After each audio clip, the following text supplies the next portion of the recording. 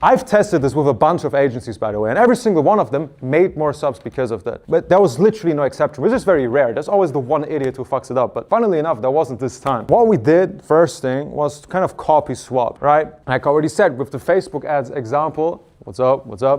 Like I already said with the Facebook ads example, you really want to be the numbers guy about this. You want to be the fucking nerd who has a spreadsheet with 50 videos that you tried out, every single hook variation, okay, movement, text-based, aesthetic-wise, like we all talked about, right? You want to have a spreadsheet and test these hooks on different videos. Again, for those of you who ran ads, this is what you've been doing for ages, right? This is exactly how you run ads. You just have like 10 hook variations, 10 middle of the video, 10 CTAs, and you just put them together like a little puzzle. Trust me, this system is goated for that. We get so much more like watch time on our videos just by stopping to treat it like a random content list that we do each day, but by having a tracking sheet where we planned all of our videos, each and every single hook. Next one are close-ups. So zooming into key details, new angles, new impact, right? So we always try to kind of focus the video on different things. Let's take the refrigerator example before. So we started videos by just being fully zoomed in on the refrigerator, and then it goes up and shows the creator. Why does it work? Because it's so stupid, everybody wonders why the fuck would you zoom in on the refrigerator, and they'll watch it a couple of times. So stupid it works. Next one are reveals, like we already talked about. You want to make sure people expect something at the end of the video, otherwise they're just going to scroll away. So the easiest thing we always did, and it keeps working after 5 years, just create some FOMO, right? Oh man, you won't believe what happened to me at Starbucks yesterday or whatever. Okay, I want to know what happened at Starbucks, I go there, right? Or POV, he came to the date in this, or POV, now you regret your breast surgery or whatever. Now everyone's hooked. Right? Last but not least, obviously, effects are also a very good thing that once we tested it, had like the highest success rate, right? So any single transition, flashes, animations that if you have video editors, they're fucking amazing at that. Or if you're kind of good enough to edit your videos yourself, just test around with it, because this is what the like swaps in the hooks make so perfectly. You can literally say, okay, the next 10 videos that we do, we're gonna have 5 that have the usual hooks that we always do. We're gonna have 5 videos where we test one effect each. The first video has like a big fucking explosion in the beginning, for example.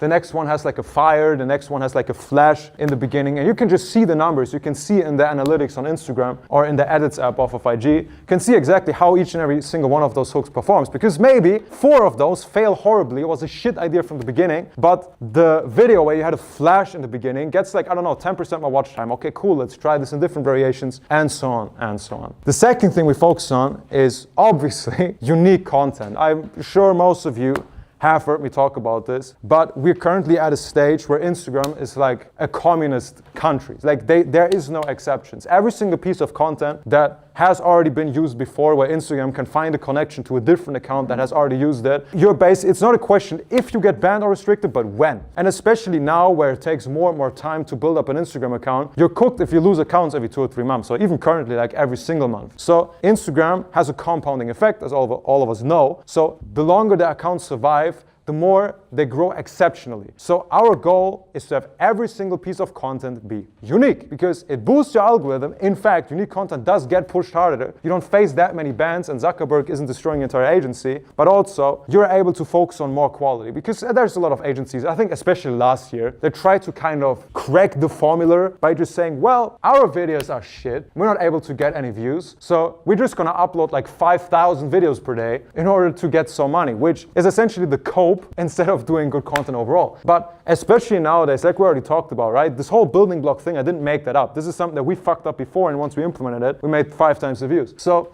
this whole quality over quantity thing is way more important now. So if you're still focusing on getting as many videos out there as possible, you basically forgot the first mission statement that we set, which is if your core isn't right, you are not eligible to scale. So if your core, the videos itself, which is your biggest leverage, which is the thing that's going to determine if you make money with Instagram Reels or not, if that's not fully optimized and if that's not proven to work, the entire volume game, the entire quantity of it is irrelevant, because you can post 3,000 videos, each video gets like, I don't know, 2 views, you now make probably like 1 subscriber at best. But if you have, let's say, 4 or 5 accounts where you post 1 video each, and each video goes up to 50 to 100K, you make a fuck ton more of subs with less input that you have to give as the agency.